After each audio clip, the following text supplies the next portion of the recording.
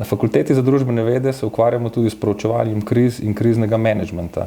Zagotovo smo soočeni s situacijo spremljanja neke grožnje, za katero ne vemo, kako se bo uresničila v Sloveniji, situacijo negotovosti in pa situacijo, v kateri moramo sprejeti hitre in resne ukrepe. Ker grožnja epidemije ni enaka grožnji terorizma, kjer imamo konkretnega človeka, ki v fizičnem prostoru počne neke negativne stvari, je negotovost tako še bistveno večja. In ena od glavnih napak, ki jih lahko storimo, je, da panično reagiramo na situacijo, kjer nam primanjkuje informacij. In kar lahko naredimo v sedanjem momentu je, da maksimalno upoštevamo navodila odgovornih institucij in skrbimo za osebno higieno. Če se bo pa kriza razvila, bo pa zagotovo prišlo do dokaj kompleksnih razmer, ki že v izhodišču presegajo zmožnosti in zmogljivosti samo zdravstvenega sistema.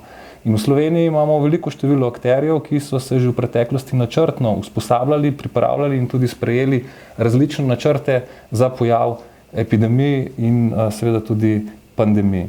Ti načrti so bili tudi testirani na različnih vajah in v končni fazi se lahko tudi aktivira državni načrt zaščite in reševanja v primeru epidemije, kar pa pomeni, da bi se aktivirali tudi gasilci, civilna zaščita, policija in lahko tudi vojska. Torej, na papirju bi rekli, da smo dokaj dobro pripravljeni, kako pa je to v praksi, pa ne vemo, ker naš sistem še nikoli ni bil podvržen takšnemu testu. Če bi v Sloveniji bili prisiljeni uvesti karanteno, tako kot v nekaterih krajih v sosednji Italiji, ali pa prekiniti delo v številnih podjetjih, bi bile posledice tovrstnega ukrepa izjemno velike. Tako da vsi upamo, da do te situacije ne bomo prišli.